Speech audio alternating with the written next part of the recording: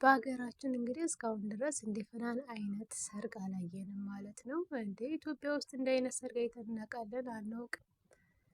እንዴ ሁሌም አይተናናቅም እንላለን። የፍናን ደግሞ ይለያል። በተከታታይ 5 ድግስ። እንዴ ቆይ ይሄ ጉድ ከየት መጥቶ ነው? አያስገርምም? የልብሷ ዲዛይን፣ የአንገት ወርቋ፣ ዲኮሯ እንዲሁም ደግሞ በቃ ጀምአው ምናምን ያጀባት ማለት ነው። በዛ ላይ ምግቡ እንዴ 5 ጊዜ ሰርግ 2 ወር 3 ወር ይሆናታል ግን ተጀመረች እና አነጋጋሪም ቢሆን አያስገርምም። እና አይደለም እንኳን ኢትዮጵያ በዓለም ራሱ የሰርግ ውድድር ቢኖር ብትወዳደር አንደኛ አትወጣም ጋይስ። እኔ በጣም ነው እየገረመኝ። እና ፊልም ነበር የምሰራው። ፊልም ራሱ በቁጥር ነው የሚገኙት የሰራቻቸው፣ ግን ማስታወቂያ ትሰራለች እና በቃ ማስታወቂያ መስራት እንደዚህ ሀብታም ያደርጋል ማለት ነው። ኧረ ጉድ ያሰኛል ማለት ነው። እና የኢትዮጵያ ሰው እንግዲህ መነጋገሪያ ያድርጓታል። እንዴት በተከታታይ ይህን አይነት ድግስ አስፈላጊ ነው ወይ የሚሉም አለ ማለት ነው። እኔ እንጃ።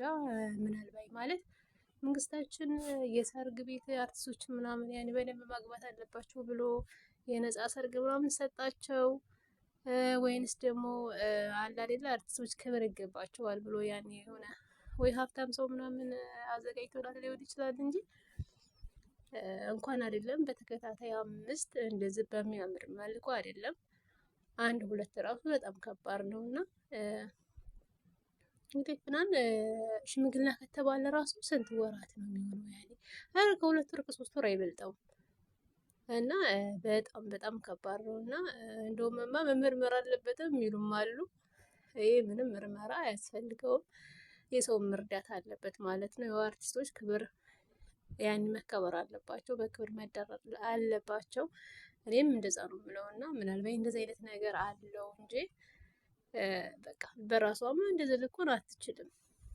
1 ልትችል ትችላለች፣ 2 ልትችል ትችላለች፣ ግን 5 ጊዜ እንደዚህ በሚያምር መልኩ እንዴ! ደግሞ አለማድነቅ አይቻልም እሷን ማለት ነው። የ10 ዓመት ፍቅረኛ እንኳን 10 ዓመት ዛሬ ጊዜ ዓመት ደብቆ የሚቀመጣል እንዴ! እና በጣም ጎበዝ ጀግና ናት። እና የደበቁት ነገር የሚባለው ነገር እውነት ነው። እና 10 ዓመት በጣም ብዙ ነው። እና ጎበዝ ናት። እና ይህን ሁሉም ወጪ አውጥታ ብታገባ ችግር የለውም፣ ሀገር ላይ ያስተዋወቀች። እና አንዳንዶች ደግሞ ይህን ሁሉ ወጪ ከምታወጣ ምናምን ሌላ ምስኪን ምናምን ብትረዳበት፣ ሌላ እሷንስ ተረዳት ያኔ ወይ እንትናቸውን ዲኮራቸውን እንድታስተዋውቅላቸው ወይም ደግሞ አርቲስት ናት ይገባታል ምናምን ብለው ሊሆን ይችላል። እና በማናውቀው ነገር እንደው ባንገባ ጥሩ ነው። እሷ ለራሷ እንግዲህ በሰይፍ ወይ ደግሞ እንደውም በራሷ መናገሩ አይቀርም። እና እንዴት እንደሆነ እንዴት ሁሉ ከየት እንደመጣ የምትናገር ይሆናል እንግዲህ። ወይም ባሏ ሀብታም ሊሆን ይችላል እንግዲህ። ዛት ጊዜ እኮ ግን ማለት ነው መታወቂያ ራሱ በስንት እስከ ስንት ሚሊዮን ነው አሉ የሚከፈላቸው። እና እንዴት ነው ሰላም ተስፋዬ ራሱ ባለ 2 ቤት ሆነው የለ እንዴ? በፊት ቆጥ ላይ ነን ምናምን የምናድረው ምናምን ሲሉ እና ዛሬ ደረጃ እንደደረሱ ተናግረዋል። የእነሱ ሰርግ እንኳን ጉድ ተብሎ ነበር። እና እንግዲህ የባሰው መጥቶ እንግዲህ የፍናን ሰርግ አስገርሞናል ማለት ነው። እኛ በሀገራችን 3 ድግሶች ነው የምናውቀው።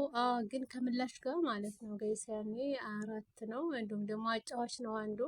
ያው ጓደኞቿ ምናምን ሰርጓ አንድ ነገር ሊሆን እንደዛሬ እሱም አጫዋች ነው። እና ያው ሲደመር ያው 5 ነው ማለት ነው። እንግዲህ አንዳንዶች ተቅናት የተነሳ ማለት ነው የፍናን ሰርግ አስጠላን የሚሉም አሉ። እውነታቸውን ነው። አንዳንዱም ደግሞ እንዴ ለግለሰብ ፍቅር ተብሎ ይሄን ያህል ወጪ የሚሉም አሉ ማለት ነው። እንግዲህ አርቲስቶች ማለት ነው ያኔ በነፃ ነው የሚሰጣቸው። አንዳንዱ ለምሳሌ ልደት ሲያከብሩ ሲያገቡም ደግሞ ይሰጣቸዋል ማለት ነው። ያኔ አንደኛ ዲኮራቸው እንዲተዋወቅላቸው፣ ሆቴላቸው እንዲተዋወቅላቸው፣ ብቻ የሆነ ነገር መጠጥም ሊሆን ይችላል፣ ልብስም ሊሆን ይችላል። እና እነሱ በነፃ ነው የሚጠቀሙት።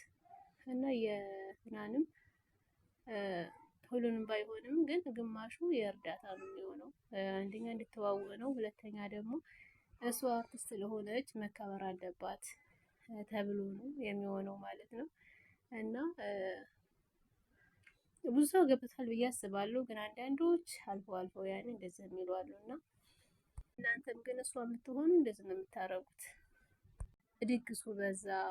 በድሃ ሀገር ይሄ ሁሉ አስፈላጊ አይደለም ለድሃ ብትሰጠው እና ይህን እንደምትባል ራሱ እሷ ታውቃለች፣ አይጠፋትም። ነገር ግን በቃ እሷ ይሄን አስበለጠች። በቃ እንደዚህ ኩኝ ማግባት አለብኝ ብላ ወስና ነው ይሄ ሁሉ እንደሚመጣ ታውቅ ነበር ማለት ነው። ትልፎ እሷ መልስ አትሰጥበትም፣ ለዚህ ጉዳይ መልስ አትሰጥበትም። ግን ሰርጓ እንዴት እንደሆነ ከየት እንደመጣ ልትናገር ትችላለች። የዛኔ መልስ እንዳታጡ ለማለት ነው። ጋይስ ሰላም ውድና የተከበራችሁ፣ ለዚህ ቻናል አዲስ ካላችሁ ሰብስክራይብ፣ ላይክ፣ ሼር አድርጉ ወዶችዬ።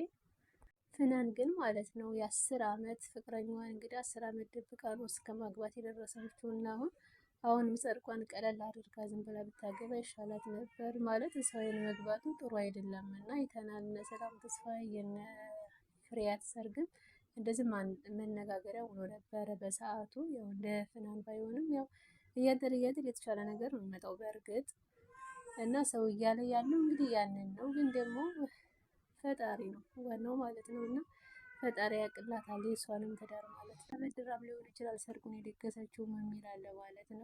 ጉድ እኮ ነው ማለት ነው። ለማንኛውም ተልባ ሚንጫጫ በአንድም ቆጫ ብሏል ማለት ነው። ተበድራም ሆነ በሰው እርዳታም ሆነ በራሷም ሆነ የራሷ ጉዳይ ነው ማለት ነው እንጂ የሰው ጉዳይ አይደለም።